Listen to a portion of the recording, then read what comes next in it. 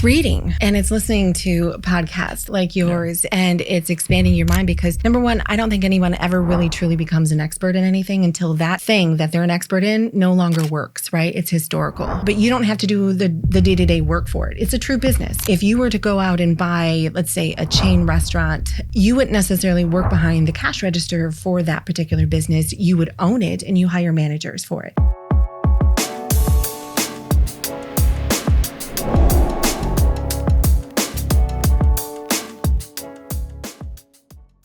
Episode 85, Stay Classy podcast, and we're back after a little recess, and we're here with Julianne today, and she's the founder of JJC Unlimited, and I wanted to give you an opportunity to just tell a little bit people about what you're doing out here in San Diego. So I am out here meeting with some clients and talking about our business and what we do. Also connecting with a few more distributors and manufacturers, which is the biggest piece that I can leverage for my clients. If I can make sure that I have active products for them to be able to sell and be profitable on. And just networking relationships. I mean, that's with any industry. And with us, it's always a positive and a big. And it's amazing how small the world is, and how many, you're 7 relationships away from knowing everybody? Yeah, something like that. Yeah. I forget what the population's growing all the time, so that stat probably changes, but. Yes. But I have been blessed to be able to travel the world on business and do a lot of things, see a lot of things, and meet amazing, amazing people. And that still is true everywhere here in California. So we have a big population of our clients on this side of the country, even though I'm from Michigan. So it's always good to get to see them all in person and not just on Zooms and phone calls and emails and that sort of thing. It does. And there's still a lot of value, I think, in the face-to-face. I'm very old school in a lot of those realms. And I very strongly believe in, white glove customer service, not just, hey, thanks for the check, bye, and, you're gone. And I think that a lot of the world today has gotten used to that. And so that they just tolerate it. And it's refreshing when you go to a restaurant and you get a really awesome server and, you appreciate that they paid attention to you and kind of anticipated your needs. And it's almost a surprise now. It is, right. And they're not asking for the tip before you actually get the service. Sure. That's like, I don't want to tip you if I don't know what, how can I possibly know what to expect? Yeah, you're at a cashier now and there's like an option for a tip and you're like, well, what service did you provide? But anyways, we'll do a whole nother podcast on tipping sometime and the ethics behind tipping, because I have opinions on that too. There you go. But tell us a little bit about like what kind of clients do you work with? Like, what do you do for your clients? Absolutely. So we have essentially 2 sides of the business. So one side is bringing on clients who want to have another business, start another business. It is e-commerce. You're building a digital real estate asset that you can leverage, and it's sits on your balance sheet in a positive manner. But you don't have to do the day-to-day work for it. It's a true business. So if you were to go out and buy, let's say, a chain restaurant or a chain gas station or whatever it was, you wouldn't necessarily work behind the cash register for that particular business. You would own it and you hire managers for it. Yeah. That's what we do. We're your manager. We're your service provider. We will run the customer service. We will do all the logistics, the shipping, handle back and forth questions from end users and or distributors, get you approved for distributors, launch your listings. You maintain the bank account and monitor that. And we essentially just make your money work for you. Through the oldest industry in the world, I think, which is e-commerce, or commerce, I should say. Yeah. Not just e-commerce. And it's done nothing but scale, right? This isn't we're not building something new. This isn't rocket science. We're simply buying and selling consumable products, and you're making a profit in the middle. Sure. So you're not reinventing the wheel, but no. But what about your service and the way that you treat your clients would you say makes you stand out from anybody else? So there's a lot of people that do what we do, but 2 things behind us that are really important. So number one, I spend in value just as much on the distributor manufacturer side to be able to leverage those exclusive deals and products for my clients and give that to them. But on a more important end, for me, the value of a client really realizes after years 2, 3, 4, 5, and 6, not just that, because for us, the highest overhead, because we value it and want to make sure that your business scales and you do really well, is the upfront, right? Yeah. I mean, there is an onboarding fee. There is. I have to pay the people that I have to pay to be able to do the connections and have all the software and make those things work. And then we do an 80-20 split because I want to have skin in the game too. So the more I can make you money, the more I can raise my paycheck up at the end of every quarter. Yeah. And I say quarter because I trust you. It's a partnership. And I want you to benefit and use that cash flow between those quarters. And then I'll bill you for that, my 20%, at the end of that.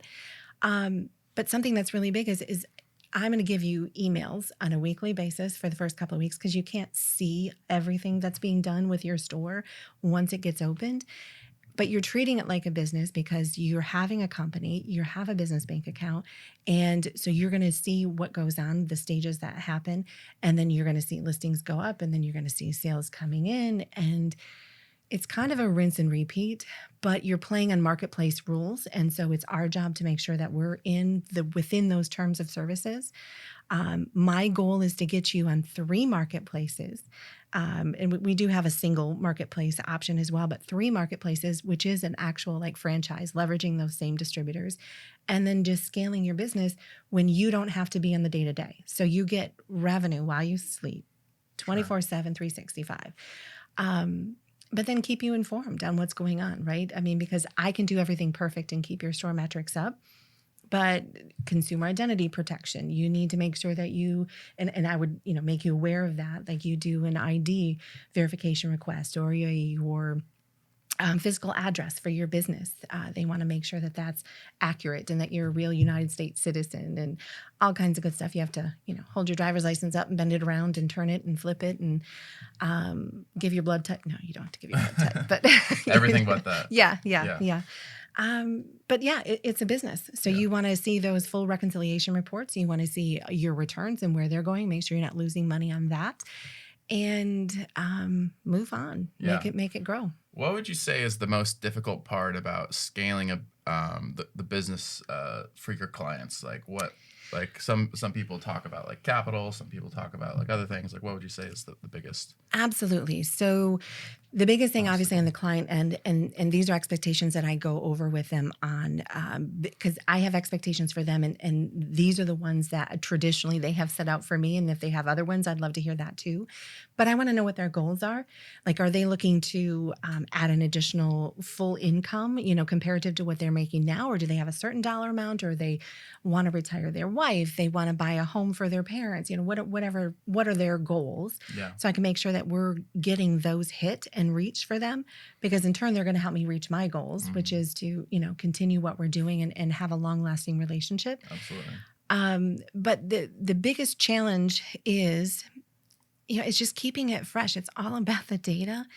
There's no nuances to it, with the exception of you have to have those distributor relationships to make this work. Like, I can't just bring on clients and then not be able to sell any products in their stores.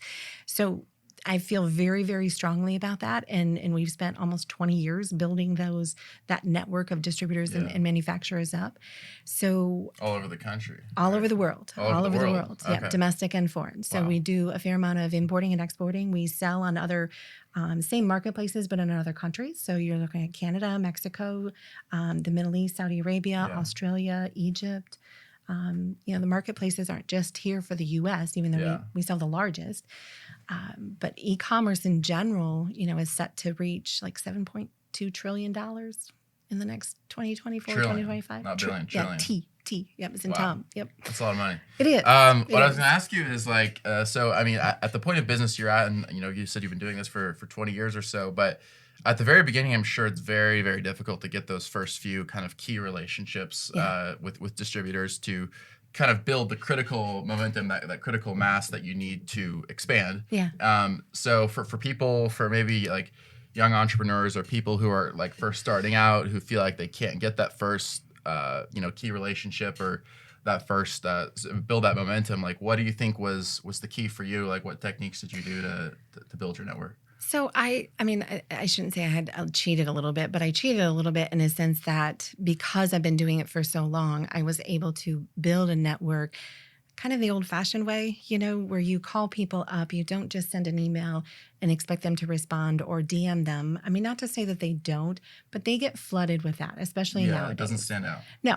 You're going to have virtual assistants that are hired by the dozens and hundreds, trying to get your attention and have your product list. But there's a couple of key things. Number one, you have to make sure and find out what that distributor wants and what do they want to win. What's going to make them happy? Yeah. So if it's money, if it's terms, if it's consistency, if it's scalability, like what do they want? And sometimes it's a combination, whether you're dealing with a foreign or domestic vendor, they could want, money up front. They could want this, they could want that. And so figuring that out. And then figuring out, okay, so how do I leverage that here? I mean, you're making a deal. That's all entrepreneurs do is solve problems. I don't care what industry you're in. Yeah. If you can solve the problems that come up, because they will always, always, always come up, then you're a success. And so you figure it out. So I would call them up. I traveled around the world specifically to these places because I want to be a little bit different and make sure that I stand out and they remember me. So I'm going to send them a cupcake. I'm going to send them whatever it is. Gift basket. Yeah. A 6-pack of beer, depending on who it is, right? You got to figure that out. Yeah. But you're creating win-win situations. It's not rocket science. It's just old-fashioned customer service. Sure. And I'm old enough to remember that. Yeah. Enjoying this episode? Subscribe for more content on finding your own path to success. Every subscriber makes a huge difference to the pod, and we're grateful for everyone. And don't forget to throw us a classy like and comment too to let YouTube know that you're a fan of our stuff. Now back to your regularly scheduled podcasting. So you talked a little bit before we started recording about, you were working, for other people as we all start out doing. And then there was kind of a point where, I don't want to take the words out of your mouth or speak on your behalf, but it seemed like there was a sense in which you were sort of maybe slightly dissatisfied with the direction things were going and you wanted to take matters more in your own hands. Yeah. Was there at some point in your background a mentor or a family member or a friend who sort of carved the way in your own life in terms of like you saw them do the entrepreneurial thing successfully and that sort of inspired you? Or did you were you kind of the first one in sort of your circle of people to take that initiative, or because not everybody has that kind of fire. When we're working our 9-to-5s and, clocking in and clocking out, not everybody has that kind of fire to say, hey, I'm going to jump the ship. I'm going to do my own thing. Like what, were you kind of the first person in your circle to sort of carve that way out, or was there somebody that inspired you to go after that dream? So my parents both were entrepreneurs. My father started off learning from his father how to lay brick and become a mason, contractor, and then builder. Yeah. But I heard stories about him when him and my mother met before they got married, and he decided my grandparents, which weren't my grandparents at the time when they were, they hadn't married yet, asked him or paid him, hired him to put in a fireplace in their home. So the home was already built. So he had to cut a hole in the roof and then lay it up. And my parents were out on a date one weekend after he had started. And my mom was like, so, how many times have you done this before? And he says, I've never done it before. And she's freaking out. She's like, you cut a hole in my father's parents' house and you've never done this before? And he says, no, but I'll figure it out. Yeah. That's an inspiring story. I mean, if you can potentially ruin someone's home and someone that he was serious enough out to spend the rest of his life with, that's pretty brave. So, I think they were my original mentors with it. And both of my brothers are entrepreneurs, and my sister, we all grew up working in the business with my parents and then expanding. But I was the first one to go to college. I was the first one to kind of branch out. I love the business aspect of things, no matter what industry it was. Yeah. And it was just, you always look for who's doing what and know that that ceiling isn't there. Your limiting beliefs is what's just inside your own head. You put them there. So that means you can raise them. Why would you want to lower them? Why would you want to go down and not see what expectations and what things that you can accomplish and achieve? I mean, it's the best thing ever. If you can know that you can literally get to the moon, because we did. And then what else is out there? What else can you do? And there is no limitation except for the ones you put on yourself. This is a silly and possibly inappropriate anecdote, but I was just thinking of this scene from Star Wars that I was watching last night where Luke is supposed to use the Force to move a rock. And yes. have you seen Star Wars? I have. Yeah, I have and two there's sons. the scene Yes, where, yes. and then Yoda's like coaching him, and and then he's like, well, move the ship. He's like, are you kidding me? That's so much heavier than the rock. He says, there's no comparison. He's like, oh, the only difference is in your mind. Yes. And I was thinking about like how you started small with, the business, and you were telling the story about was it your father who was like digging the hole? But those small anecdotes, those like small little building blocks are actually what create the winning moments, create the big moments of success. 100%. And so even though, it seems like a relatively maybe insignificant anecdote, at the same time, like those little things, those little steps of success are what build towards like where you are today. Absolutely. You have that foundation, and kids nowadays don't have enough imagination. They spend a lot of time. My sons are grown, our children are grown. We have two grandchildren, but it's fun to see them actually go outside and do things that are outside the norm. Not that technology can't be leveraged, because it should. You should. But the fact that they can still think outside that circle. Okay, I don't want to be in a square box. I want to be outside that circle. You can do whatever you want to do. You don't have to conform to what you feel or somebody else feels that you should. You can make up your own way and create your own highway and create your own path and figure it out. Be a trailblazer. Yeah. Well, I was actually thinking, so you've been an entrepreneur for give or take about 20 years. Mm-hmm. So when you started compared to now, I mean, attitudes and social norms are evolving, and I would like to think we're moving in a more progressive direction. But there's been a long history where women entrepreneurs were not highly regarded, were not highly looked well upon in society. When you first started compared to now, would you say that that's evolved in a favorable direction for you? And how did you sort of overcome maybe the I don't know if stigma is the right word, but just like sort of the maybe negative attitudes of people looking at you as maybe not as seriously at the beginning compared to now? Like, how did you overcome hurdles like that? I like to be the underdog. Yeah. The company that I worked for 8 years and expanded and grown, it was interesting. It was a boys' club, right?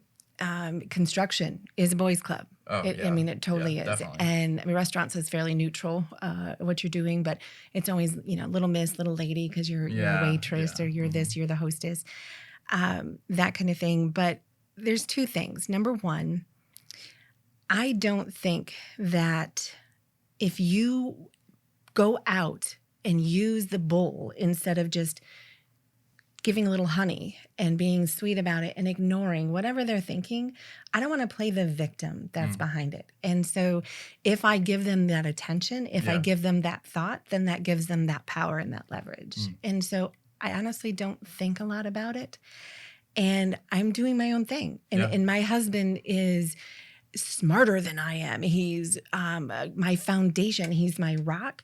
I may be a lot of the face of the business in different aspects, but he's equally, if not stronger. I couldn't do what I do without him. Yeah. And I think that it goes the same for, my strengths and weaknesses marry up and complement his strengths and weaknesses.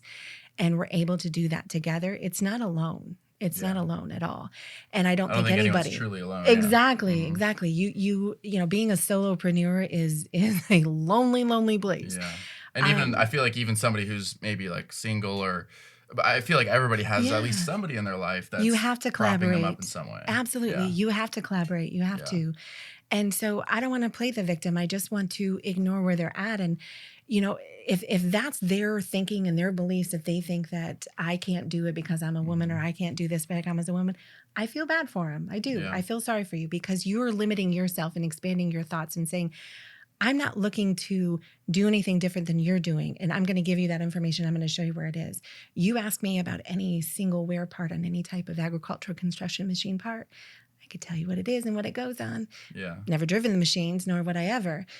But that doesn't stop me from buying them or figuring out the micrometers in order to make sure that the metal combination and the metal rates are accurate and correct, and which country I'm bringing it in from, and then the harmonized tariff codes that I have to offer and give up to the customs officer to make sure that 40-foot container clears the customs. I can get Yeah. into all that crap, but what is that going to do for me? Sure. And so why limit or sit there and play a victim when I don't need to? I don't. Yeah. I'm curious. Like, obviously, the internet's been around since like the late '80s, I think, something like that.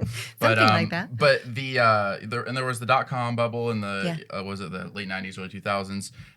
So obviously, e-commerce has been around for a while now. But when you started compared to where you are now, did you anticipate the way that it would sort of just take over every aspect of human life, or did that completely surprise you, like No. the way things have come? Well, I don't know if it surprised me, but I don't think that you can see. I don't think I could have predicted the future of where it's at now. And there was a lot of catalyst to it, right? COVID was a huge catalyst to e-commerce. It literally forced you because the brick and mortar stores were closed. Yeah. And so you had no other choice. I mean, my parents were, in their 70s and 80s.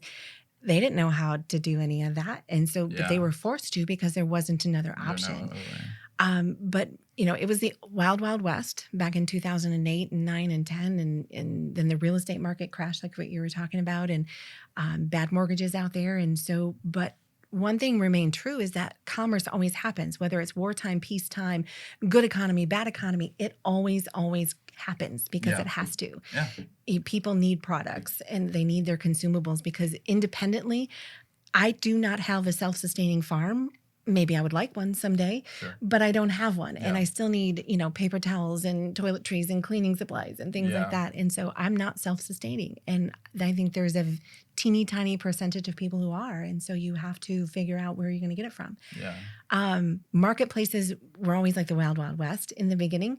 And it was fun and it was exciting because you kind of made up your own rules. And then, it did some evolving over time. And then COVID really made all of their terms of services change very, very strictly because there's some bad actors that came on online and during COVID because everybody had a lot of time in their hands. And so e-commerce was the time thing. cause trouble. Exactly, right? And so they caused some chaos and the marketplaces had to make some very, very broad sweeps, which hurt a lot of good people too, unfortunately.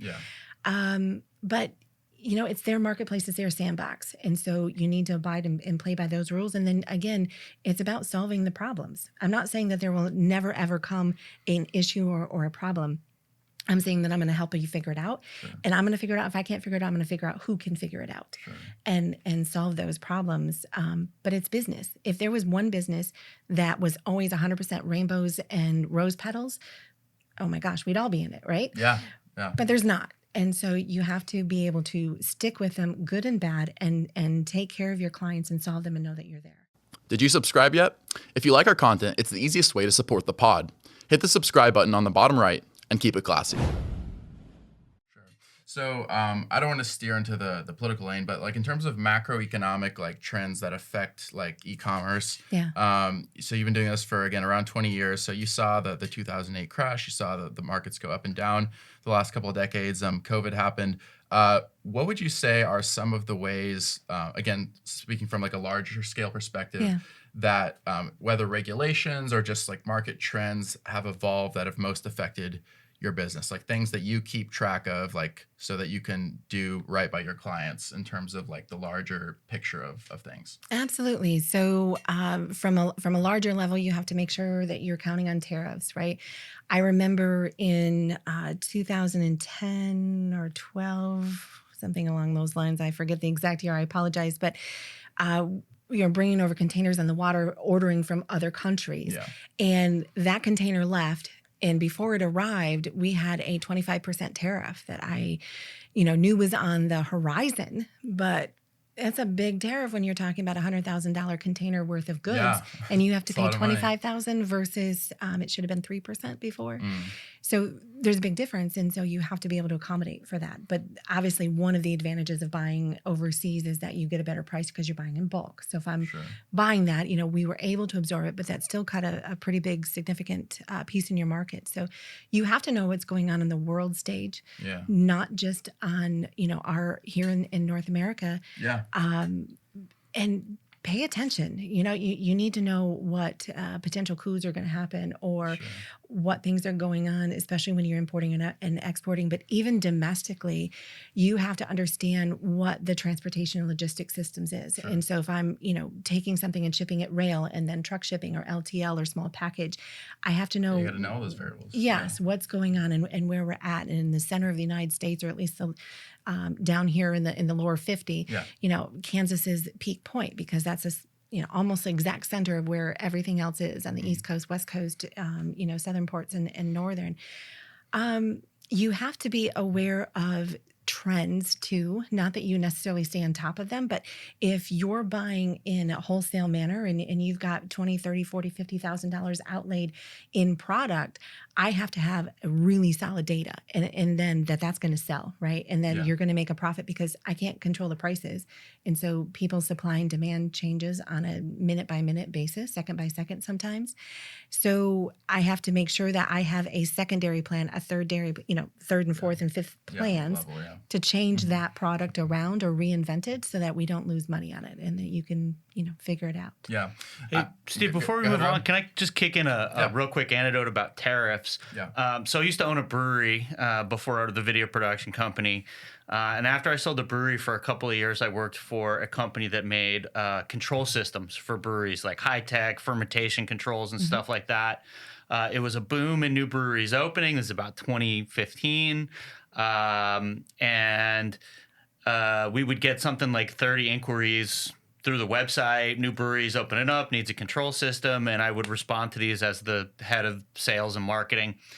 And Trump put tariffs on China in about 2017, I think it was, and the market crashed for new breweries overnight because they were importing these big stainless steel brewing tanks for like $20,000 a piece. The American-made ones cost twice as much for various reasons, and so when he put those tariffs into place, it completely put the kibosh on the new brewery market. They, the price to open a new brewery basically doubled overnight. So we went from getting like 30 hits a week through the website to like one every other month over the course of like a couple of months. It just fell off a cliff. Eventually, that company, he basically switched over his business model to just servicing all the systems that he already had out in play, let everybody go. And I decided to go back to school for photography and videography. But I mean, that's just how quickly like one of these international political Trade spats, war, could totally, change entire businesses, marketplaces, livelihoods, you name it. I'm curious, like, and feel free to weigh in on that, but I'm curious, like, what that does to, like, the psyche of a business owner. And it doesn't, so far, it hasn't affected, like, what I do personally, but in terms of, but for people whose businesses, like Rob's Brewery, and, like, the partners he was talking about who, like, their entire business model can be transformed or negated overnight by a protectionist trade policy that's completely beyond their control. Like, what does that do to the psyche of a business owner, and how do you sort of adjust mentally to that, like not let it completely kind of overwhelm you? Oh, absolutely. And I would say that there's, you have more than just two, but I would say two courses of action. Yeah. Number one, it taught me, what you referencing to what you're talking about, you learn. So you got burned once. So how do you fix that? So number one is have more than one supplier for the product, because if you're mainlining, and I think that as a country, we ran into a lot of eye-opening aha moments, through COVID, when you couldn't get pharmaceuticals, you couldn't get certain items, and the supply chain completely broke down, or if and when we had such backups, because we had ships that were literally rotting food, through COVID, that were hanging out in the ocean because we couldn't get people to offload them. So number one, always have that second and third vendors that you can have that through that supply chain. And you talked about domestically, and you're absolutely right. I would love to be able to go domestically every single time if I'm manufacturing something, but we just don't have that anymore. And so you have to figure it out. And what's funny is nothing against China whatsoever, but because of the similar situations, I've had much better success going through multiple channels in Europe, going through Vietnam, going through India, going through Turkey, to have products manufactured and remanufactured, whether it's a white label or a off-brand type of thing, because I don't want to be held hostage to that. Sure. And it relates back to having only one income. And I didn't realize that growing up, but somebody else had power over my ability to survive, in a sense, because if they cut that my paycheck off, Yeah. what are you going to do? What are you And even if you have 6 months full of savings and 3 months, and like I said, I was very blessed and grew up in a middle class blue collar family, which I adored. Yeah. But at the same time, I never thought about that because it always came. So if I show up for work every day and I do a good job, then I can do that. But you know what? That faucet can get turned off. So then what do you do? Yeah. And becoming an entrepreneur and realizing that, and then stepping up and being there every single day, I control that. Sure. And so then if I'm going to be lazy, I know that I'm not going to get my own paycheck. So Yeah. I don't have that ability to be lazy. I don't Sure. have that tolerance for it. Between COVID and the change of administrations politically the last few years or more, I mean, I could be wrong, but I feel like this has been a tumultuous time for a lot of business owners, and Absolutely. I would say that it seems like there would almost be a temptation or inclination with all the variables that are beyond your control to sort of throw up your hands, sort of lose heart, like be sort of disoriented, disillusioned. But how do you stay focused on like what it is that you personally, as the owner of your business, can control, what you are in control of? How do you stay focused on that and not completely overwhelmed and sort of distracted by all the variables at play? We're all human. And so the potential and the thoughts that cross our minds, I would say, in every single one of us, always think of be like, okay, why don't I just give up? Yeah. Like seriously, right? But I know what that result will give me. I know it. It's never going to change. So if I want a different result, then I have to do something different to get it. Yeah. And so if I'm just going to sit there and wallow around in my self-pity, my mother told me, she's like, you know what? Somebody's got to kick you in the seat of your pants. I hate that, but that little voice in the back of my head says that. And you get tired sometimes. And to your point, you get knocked down and bad things happen. But you never know what's around the corner. You never know that the sun's, shining behind that cloud. And even though it's pretty dark and cloudy right now, I know what the result is going to give me if I give up. Yeah. But I don't know that if I keep going, if I turn that corner, if I turn that page, if I go to that next website or whatever it is and call that next distributor or client, you never know what's going to happen. And so you have to figure out that hope and faith. And it's not just unfounded. It's natural cause, right? And so if you want a different result, you have to do something different to get it.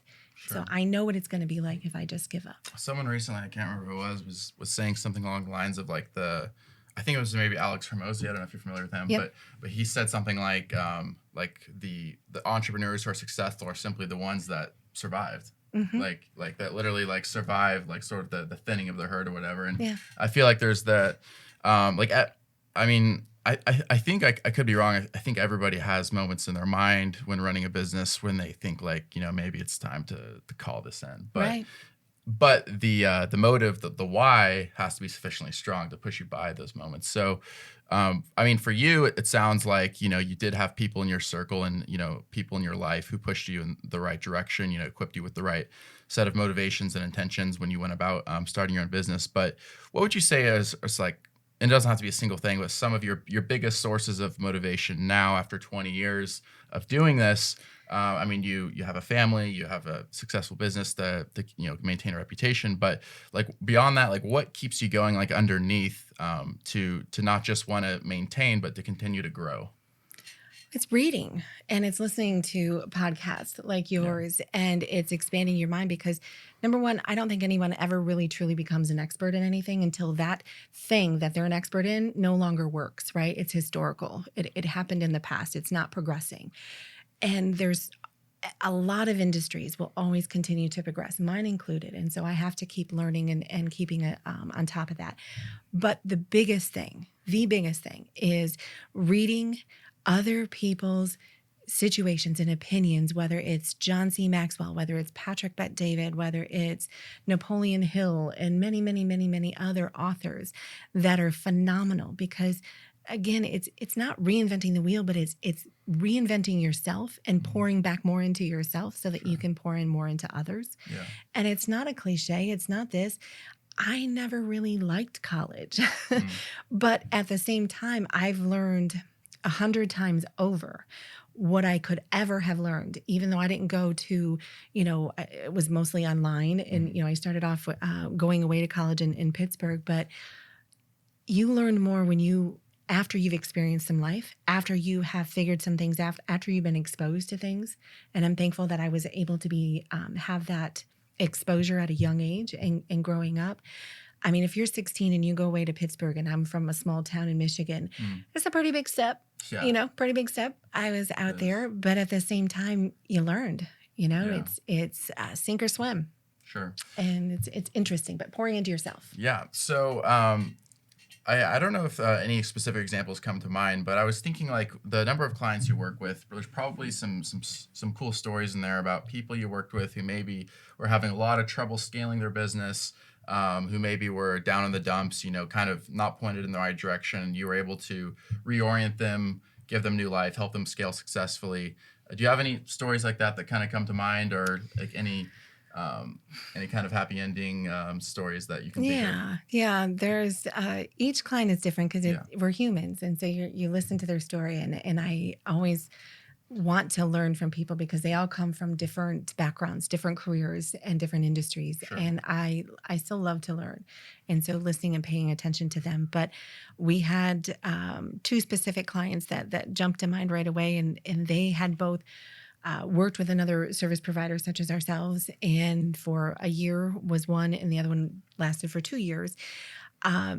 They never really spent anything more than like $2,000. They paid a massive, massive onboarding fee and bought like $2,000 worth of product and only sold. They lost money selling the $2,000 that they did buy.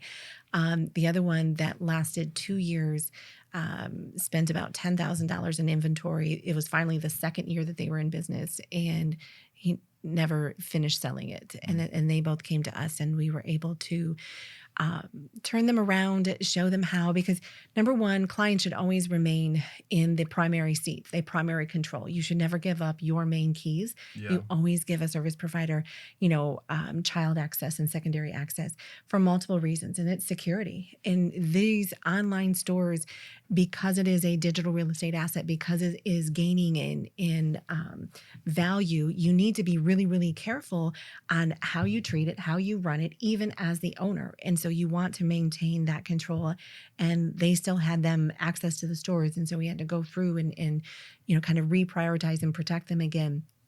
How to do that and the process to go through it, to give them some peace of mind too, and say, you know what, you weren't wrong in wanting to do this business, but you have to vet out and take care of who you partner with. And it goes back to the same thing in any business, any industry, any friendship. You have to surround yourself with people that are good people and have your best intentions at heart. And you got to figure that out. But at the end of the day, it's business.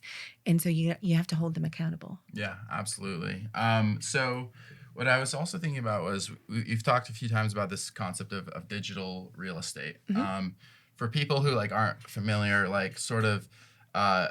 is the value of digital real estate? Like, how does that translate into a real asset? Absolutely. So real estate background, and it just there's a lot of things that make sense. So if you go into the virtual space, so your domain, for instance, you can buy domains, you can sell domains, right? So if you are looking at what is a really good one? So if you ever owned Tesla.com before Elon did, I'm pretty sure that he would have paid you a pretty penny to get it, right? Yeah. Same concept. So with the stores themselves, even though they're on marketplaces, think of it like a manufactured home that's sitting on land that you're leasing from the original landowner, right? So your business, your home still has value, and it still accrues in value, provided it's like a stick built, you're keeping up on it, and you take care of it while you're doing the maintenance on it, right? So with that concept, you're paying a rent, right? So the marketplace, you pay them monthly fees. You have liability insurance after you sell $10,000 in sales. And so you pay them that, but you keep your store metrics up really well. You do your sales. So there are companies out there that appraise stores because banks, credit unions, and other lending institutions now recognize that you don't have to have a brick and mortar to sell a store. So in the old days, you had to have a brick and mortar, a property address, and all of that for that asset to be able to be realized and to be Sure. put on your balance sheet.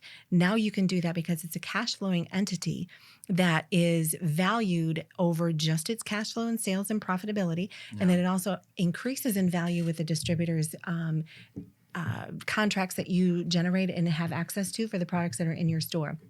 So the more sales that you run through, the more profitable you are, and the bigger amount of distributors that you have contracts with, the more valuable your store is. So they appraise your store, and you can choose to sell it if that's your exit strategy, and you've enjoyed it for years and you love the income. But you know what? Something has changed in your life, and you need to do that.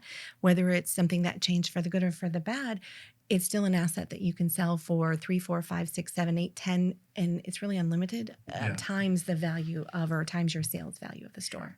Wow. Does that make sense? No, it does. That's Okay. It's fascinating, like Yeah. how that's evolved, like the definition of like an asset, going from like the physical, as you said, like needing like physical address and all that, to like now it's just these virtual assets Right. floating around in space, but that are cash flowing. Hey there, classy viewers. Thanks for listening to our podcast. We're dedicated to providing you with quality content that inspires and brightens your day. But keeping it classy can be expensive. If you enjoy our content, we're asking for your support for the podcast using the donation link in the description below. Donations mean the world to us, and even as little as $5 can make a huge difference in helping us make this podcast a reality. Plus, donors are added to our shortlist to be the first to receive exclusive offers on merch, extra content, and even chances to appear on the pod. Anything you can give would truly be appreciated. Now get back to enjoying the rest of the podcast, and as always, stay classy. But it's the same thing. Well, and you look at it from a virtual world too, right? So all of the main companies that virtual reality, and so you're buying space in that as you buy a quote unquote location, and even though it's not tangible, it's still there. Digital fiat currency versus digital currency and how that works. Do you trust the wire that just hit your bank account, or do you say, nope, I wanted you to give me a bag full of cash instead? No, you're going to trust the wire that just hit your bank account, because digital currency is where things are going, and it happens 90% of the time today when you do a business transaction. Yeah. If you use your credit card versus physical cash, how do you get that money on that little card? Yeah. Digitally. It's interesting. I used to think like a while ago, not a long time ago, but like a few years ago, that Bitcoin and other digital currencies would already have been more dominant than they are now today. But Accepted, more accepted. It hasn't quite materialized yet. Maybe it will. I don't really know. Bitcoin's lost like a third of its value in the last 3 weeks. It's been volatile. It's I knew it wasn't way doing down. well. I didn't know. Yeah, it's under 50 grand a coin now. I think it was at like 70 maybe like a month ago. But the reason I bring that up is, like, are there any trends or major variables that you think will change with e-commerce? I know it's impossible to say for sure, but if you had to prognosticate a bit, like in the coming years, like ways that e-commerce will evolve even further than what we're seeing now. Absolutely. So about 10 years ago, Amazon had I think a real strong competitor that had the ability, due to their brick and mortar footprint across the United States and the world, and that was Walmart. But Walmart's technology didn't even touch where Amazon was at and come close. And Amazon far exceeded and has the lion's share of the market. But there's very clear evidence that we refresh every couple of years based on customers that are Amazon customers that are Walmart customers and eBay customers and so on, and TikTok shop. There's not a lot of crossover because you feel safe and comfortable with your preferred, right? Sure. So where is it going to go from here? Is Amazon going to continue to be the lion's share of that market? Probably, unless somebody comes around or Amazon gets a monopoly situation where there's always rumors about the government's going to do this, or they have a monopoly and their algorithm messes up and favors them too much versus the third-party sellers. But right now, third-party sellers still sell over 70% of the products that are sold on Amazon. So that's the people that I represent. Those are the people that I do. And we also do the vendor side, selling directly to Amazon and to Walmart. For companies that it makes sense for them to do that versus being a third-party seller. Yeah. So where do I think it's going to go? I think there's always going to be that one company that's going to come from the underdog and take over, but it's going to have to be pretty fantastic and have a ton of data. Think about the data that Amazon controls. They control what you watch. They control what you buy. They know what you buy for other people and ship to them. They have Alexa in your home. They have Alexa glasses. They have all of these things and opportunities, and they are constantly cultivating data because data is the new cash. Data is the new currency. And so, and I'm not saying that in a bad way, right? But that's how AI learns. That's how computers have generated the complexity of information and what they can put out there. So Amazon's smart. Like they're like there's a massive part of me. They may be my arch nemesis some days, but they're also my, like, wow, sit back and I wish I could have done that. So you've got to understand the amount of data that they're involved in with their music, their books. They know everything about people. I'm pretty sure they have more data than the IRS, but I could be wrong. Jeff Bezos has his grubby little exactly hands in every right. corner of yes, the world. yeah, absolutely. So you have to do the best that you can do, but I hope that there does at some point, and we're always looking out and doing beta testing on different platforms because as a business owner, you need to be able to anticipate what you can. Sure. So. One thing I wanted to ask you as we wrap up is just like the you've been doing this for so long and you work with so many businesses. I'm wondering, like, in terms of just advice to, again, starting out businesses, new come entrepreneurs. I mean, everything, even if you're not directly in sales, a lot of life, a lot of business is about sales to some extent. Like, Absolutely. selling yourself, selling your credibility, selling a specific product, a service, a set of services. So you've consciously or subconsciously become quite an expert in sales yourself, I'm sure. And for people who are first starting out, who are trying to make sort of maybe that first big contract, those first big relationships, like, what is like something about like selling, just your brand, your credibility, that you've learned over the years that kind of sets you apart from the competition? Because we are constantly bombarded, and I know, and running this media entity myself, like, we're constantly bombarded with people trying to sell us a service. Like, for me, it's like a video editor or this or that or a production service of some kind. But everybody's trying to sell you something. Like, as a business owner, as a human being, what allows you kind of referenced earlier, not to spoil it, but you kind of referenced it earlier in terms of like the level of personal engagement with people that kind of sets you apart. But anything else in terms of like what allows you to stand apart when you're trying to like sell your service, sell your set of services to people? Like, what stands out? So oddly enough, I don't like sales personally, but everybody has, their role, whether it's a leader and they have different styles and they, from whatever the background that they came from and so on. So for me, I like to, number one, listen to the client or potential client that's coming on, because they're going to tell you a lot of what their why is and why they're even talking to you or listening to you, and you can figure a lot out just by listening. And that's really important, because I think too many salespeople just can't. They're so afraid to stop talking that they don't bother to listen. And number two is just you have to be confident enough and knowledgeable enough in the industry and marketplace that you're doing and that you're selling in whatever service or product it is, to just talk about the product, and then not the dream, as so many people say, because that's a salesman. I don't want to be a salesman.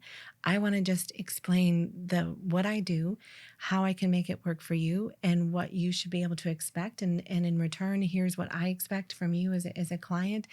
And it's exchanging those expectations and then holding each other accountable to them, but just explaining the products and the service. I mean, I do not ever want to be known and call you up and text you and message you and DM you because I'm nagging you in that I'm so stuck on getting that sale. Yeah. Don't get me wrong. Everybody has to have metrics, right? And we have a number of employees. All of our employees that work on our company are in the United States. We do that for a couple of reasons, but the biggest is we're working on people's businesses, and so I want to make sure that information is protected, and that's more easier for us to control here in the United States. But number two is each one of them are designed, and we have a formula that says, okay, we know that we're making X amount this year, and we have this many employees. hey guys, I'm not hiring 2 other people until we get to this number. And it's not because I'm trying to push them. It's just that I know what each of us can put out and accomplish and handle. And I don't want to be lazy, and I don't want to be lazy for my employees. But at the same time, we hold them to a high standard because I know what they want, and I know what their end goals and what their personal, professional, and financial goals are. And I'm helping them get theirs because then they want to help me get mine as a company and as a individual. And so if we can make each other successful, our clients get successful. But Absolutely. being a salesperson is just talking about your product or your service. Love that. So in closing, I wanted to, you just mentioned what I'm going to touch on finally, which is like goals. And for yourself, obviously, building and maintaining a successful business. But like beyond that, do you have sort of any maybe more intangible long-term goals that you're thinking about? Maybe some type of expansion, maybe some type of just personal goal for yourself, but like, is there anything beyond just the success of the business itself, like numbers wise, that you're kind of looking at for the future?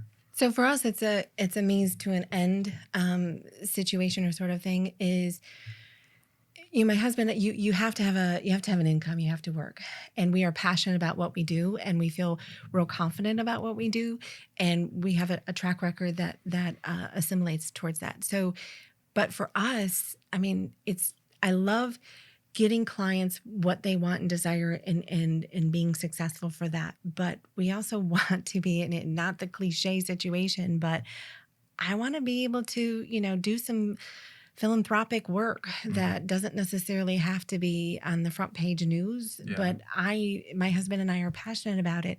We're passionate about food and the food chain, similar to the logistics chains and how you're going to be and from a healthy standpoint, and all of those, small time farmers and people that are trying to make a living and being sustainable.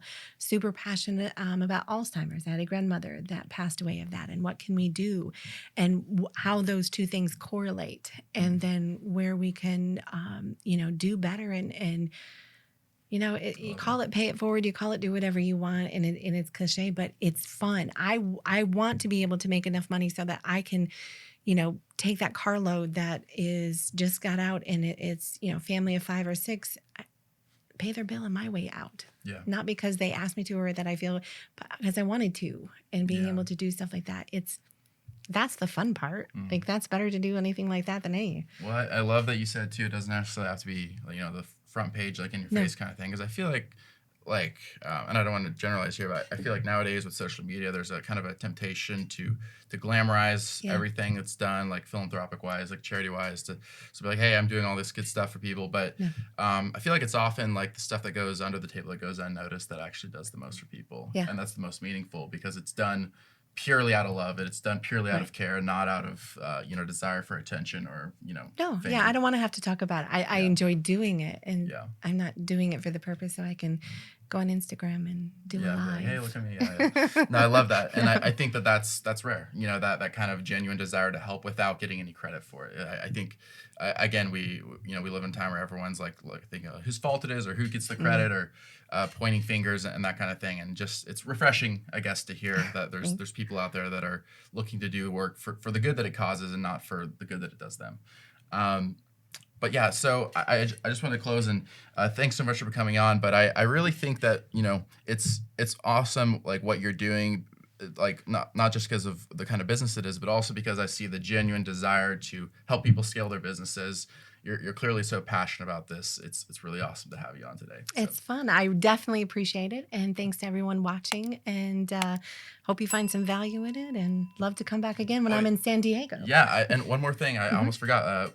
Tell people your website and your social media so we can follow you and all that good stuff. Yep. So it's www.jjcunlimited.com. You can follow us on Instagram and Facebook with JJC Unlimited or Julianne Crafton or my husband Jeremiah Crafton, and connect with us. Send us a message.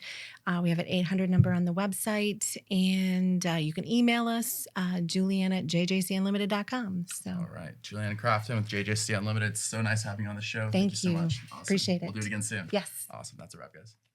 This has been another recorded episode of Stay Classy Podcast with your host, Steve Wire. Thanks so much for tuning in. And as always, you can find all of our content at our website at stayclassypod.com. And thanks to our production sponsor and partner, MaxLux Media. You can find them at maxluxmedia.com. Don't forget to like and subscribe to our channel on YouTube. Every subscription helps and goes a long way towards ensuring that we can continue to produce content for viewers like yourself. Thanks so much. Stay classy.